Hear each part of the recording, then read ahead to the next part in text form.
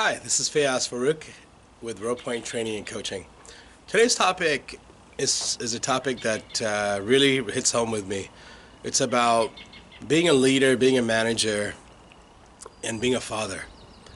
I can't talk in reference to being a mom because I'm not a mom. I'm just a dad. I have four amazing children that inspire me, and I'm very grateful to be given the opportunity to be a dad and to help inspire four individuals to whatever road and legacy and destiny and whatever they're supposed to do with their life. But here's what I notice a lot.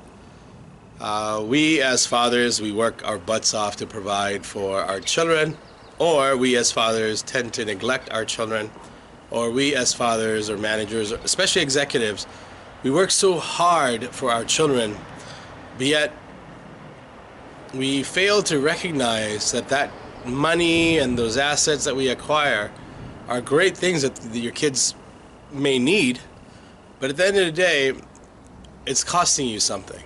And more often than not, it's costing you your relationship with your child. I cannot tell you how many coaching engagements that I've been involved in where the executive looks down and with shame and guilt and says, you know, I could have spent more time with my child. Because later on, you know, that child's going to eventually grow up and tell you, hey, Dad, you were not there when I needed you. Where were you at my basketball practice? Where were you at my football practice? How come you didn't attend my jiu-jitsu meets? You know, Mom was always there. Or maybe Mom's not even there as well. You know, so I think management is a liberal art. It's something that, you know, Google's tried to engineer, but will continue to fail. It's a liberal art. I think fatherhood is a very liberal art. There is no perfect way to raise a kid. Absolutely not. There's no absolute truth when it comes to raising kids.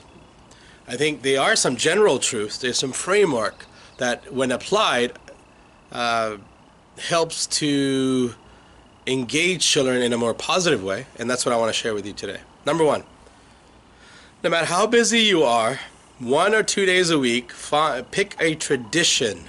Create a tradition that you and your children do together. For me, it's usually Friday nights when I have them, which is game night. So regardless of how tired I am, I'll pop in an energy drink or whatever I need to do to engage them in their activity of playing Monopoly or Twister or whatever it is that they like to do. But I'll make sure that I'm engaged in it and my phone's put away, and my phone and everything else is the last priority.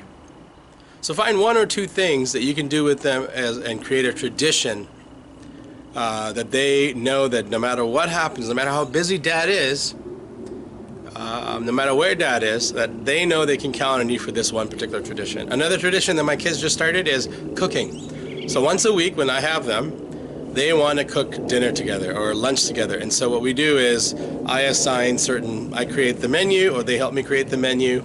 I give them options, and we create, you know, somebody makes a salad, somebody makes the dessert, somebody makes usually make the main course. But along the process, we all cook together, you know. So this goes back to the old saying, families that play together, they stay together. So number one is create a tradition with your family, with your kids. No matter how busy your life is, even if it's once a month, it's okay. All you can do is do your best. Okay, number 2 is be engaged. You notice how I told you that our Friday night game nights, no matter how tired I am, I'm engaged. So being a father is it's like, you know, police is a noun, policing is a verb. Policing, you know, you find policing. I think being a father is a verb as well.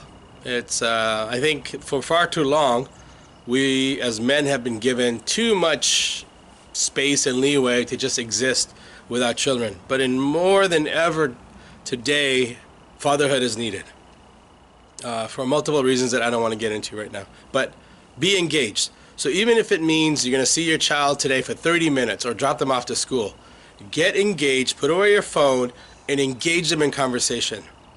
the last thing you want to do is not know your child and not know what they're struggling or not know what they're actually going through. As a leader, if you don't know what your people are thinking, if you don't know what they're feeling, if you don't understand their psychology, you have failed ultimately, right? You have completely done. Just go back and get a normal desk job and stop leading.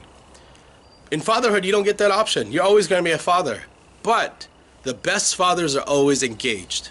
So those are my 2 things that I recommend that you start with. Hey, feel free to comment on this video. Like I said, fatherhood is a liberal art. It's not a science. Let me know how either creating a tradition or being engaged every single time you communicate with your child or children, how that's helped you. I would love to hear more about this. Or feel free to share your stories about being a father and how whatever you've tried has really worked to create excellent kids in the future. Thanks again.